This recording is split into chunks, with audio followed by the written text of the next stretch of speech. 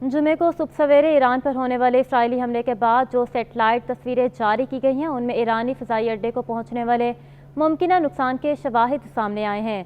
Satellite की जारी करदा 2 तस्वीर का तजज़िया करने के बाद देखा जा सकता है कि अस्फ़हान के एक हवाई अड्डे पर फ़िज़ाई दिफ़ाई निज़ाम के एक हिस्से को नुकसान पहुँचा है।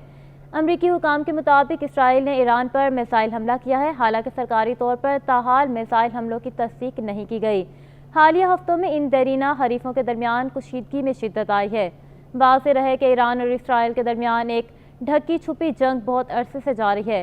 ताहम इसकी शिद्दत में इजाफा इस वक्त हुआ जब रवा माह के शुरू में शाम के दारुल हुकूमत दमिश्क में ईरानी सिफारत खाने पर एक मिसाइल हमले में पासदारान इनकलाब की कुद्स फोर्स के 7 अरकान समेत 13 अफराद मारे गए।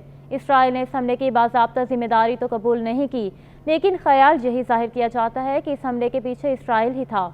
ईरान के जौहरी प्रोग्राम का गढ़ समझे जाने तारीखी शहर अस्फ़हान में जुमे को इसराइली हमले की खबर सामने आने के बाद से मुमकिन अहदाफ और नुकसान की कयास आराइयाँ सामने आ रही हैं। ईरान का कहना है कि इस हमले में छोटे ड्रोन्स शामिल थे जिन्हें एयर डिफेंस ने नाकारा बना दिया था। अगरचा ये अभी तक वाज़ेह नहीं हो सका कि हमले में कौन से हथियारों को इस्तेमाल किया गया, ताहम सेटेलाइट से हासिल करदा तस्वीर में फ़िज़ाई अड्डे पर होने वाले नुकसानात के शवाहिद का पता चल सकता है। आलमी मीडिया ने ऑप्टिकल और सिंथेटिक अपर्चर रिडॉर से अस्फ़हान की हासिल की गई सेटेलाइट तस्वीरों का तजज़िया किया है। ऑप्टिकल इमेजरी से तकरीबन हर वो शख्स वाकिफ़ है जो बाकायदगी से गूगल अर्थ जैसे टूल्स का इस्तेमाल करता है और इससे बुनियादी तौर पर नीचे ज़मीन की तस्वीर ली जाती हैं। SAR टेक्नोलॉजी दरअसल रेडियाई लहरों का इस्तेमाल करके ज़मीन की सतह की तस्वीर बनाती है। रिवायती सेटेलाइट टेक्नोलॉजी के मुकाबले में SAR का एक बड़ा फीचर इसकी रात के वक्त या बादलों में से तस्वीर लेने की सलाहियत है। इस टेक्नोलॉजी से हासिल की गई तस्वीर ब्लैक एंड वाइट में होने के बावजूद बेहतरीन रेजोल्यूशन में है। ये ज़मीन पर जलने या आग लगने के निशानात तो वाज़ेह नहीं कर सकता, ताहम इंफ्रास्ट्रक्चर और गाड़ियों वगैरह को होने वाले नुकसान को बाखूबी जाहिर करता है।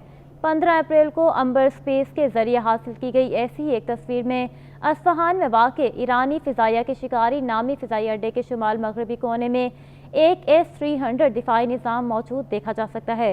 ये इस जगह पर कई गाड़ियाँ, रिडार, मखसूस मिसाइल लॉन्च और दीगर आलात से लेस मौजूद हैं। जुमे के हमलों के बाद हासिल की गई अंबर स्पेस की तस्वीर में एक जगह जहाँ गालिबन रिडार नस्ब था, नुकसान के निशानात और मलबे को देखा जा सकता है और अब इस दिफाई निज़ाम की पोजीशन भी कदरे बदली हुई है, जबकि दीगर गाड़ियों को भी जाए वक़ुआ से हटा दिया गया है। इस तजज़िये की तस्दीक खला से ली गई है और एक ऑप्टिकल सेटेलाइट तस्वीर से हुई जो कम रेजोल्यूशन के बावजूद इसी जगह पर जलने के निशान को वाज़ेह कर रही है। 11 और 15 अप्रैल को ली गई तस्वीर में ये निशान वाज़ेह नहीं था। दस्तयाब तस्वीरों में फ़ौजी अड्डे को किसी किस्म के नुकसान पहुँचने की कोई अलामात ज़ाहिर नहीं हुई, ताहम हतमी नतीजे पर पहुँचने के लिए बेहतरीन रेजोल्यूशन वाली ऑप्टिकल तस्वीर के मज़ीद तजज़िये की ज़रूरत है। अभी तक अस्फ़हान की जौहरी तनसीबात की कोई तस्वीर दस्तयाब नहीं, ताहम अक़वाम मुत्तहिदा की बैनुल अक़वामी एटमी तवानाई एजेंसी ने कहा है कि ईरान के जौहरी तनसीबात को कोई नुकसान नहीं पहुँचा।